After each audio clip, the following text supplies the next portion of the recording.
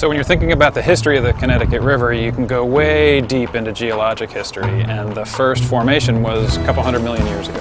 And so if you imagine the continental plates, they started pulling apart, and it was the supercontinent, it was called Pangaea. And so Pangaea starts drifting apart, and when you think about those plates pulling apart, it created what's called a rift valley.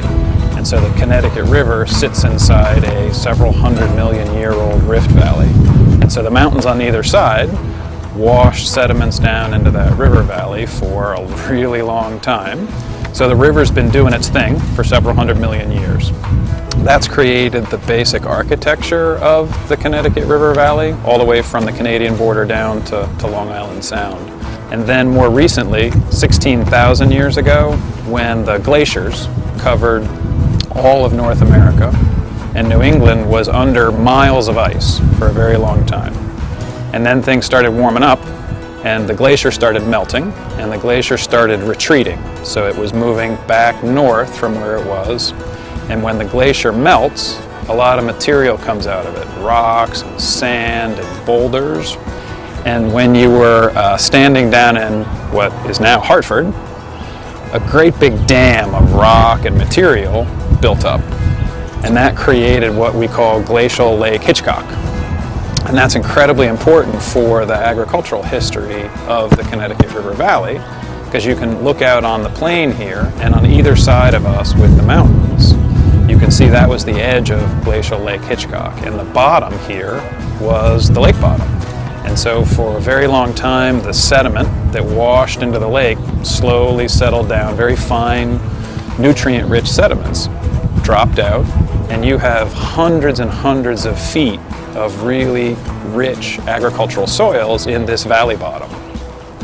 And that's what created the opportunity for European agriculture in the valley. And when you look here on top of Sugarloaf, you can see that pattern of agriculture.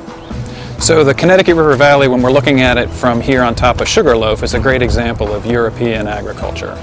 So when European settlers started coming up the Connecticut River in the 16th century, whether it's the Dutch explorers and the English and the French, they recognized that the soils here were incredibly productive. And many people say that the Connecticut River Valley is really the home to European agriculture in North America. So you immediately saw tobacco, corn, cereal grains being farmed in the valley. The valley in New England is the most intensive and best agricultural soils. So when people look at a farm field, they typically think about a square or a rectangle, and when you're up here on Sugarloaf and you look out, you can see those rectangles on the landscape. That's usually the way that farmers purchased land and transferred it in these rectangles. What's interesting about the history of agriculture here, Hadley, when it was settled in the 1600s, it brought over a way of allocating land that dated back to medieval times. And so what they did in Hadley, instead of setting out these rectangles of land, they said to the settlers, okay, you get a thin strip, maybe 20, 30 feet wide, and it starts at the river, and it runs perpendicular to the river all the way up to the town common. And so there was these strips along the river, and they did that because they felt that was more equitable, because the soil right next to the river might be richer than that as you proceed farther away from the river. So it's a real unusual, it didn't happen a lot in North America, but there were communities that had this very, very old way of allocating land that they felt was fairer. And that's all disappeared now, and you look out and you see the typical squares and rectangles of agricultural land. In Massachusetts, in this part of the valley, most of the farms are small. They produce less than $250,000 a year in product, and that's a small farm.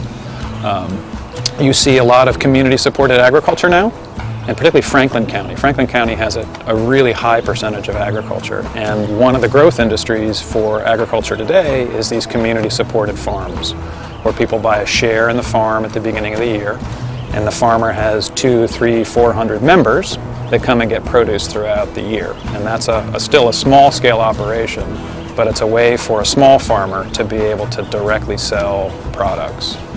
You still see tobacco when you look out over the valley, and if you're driving south on 91 into Connecticut, later in the year you'll see farm fields that have white tarps on posts on top of these plants. Those are tobacco plants.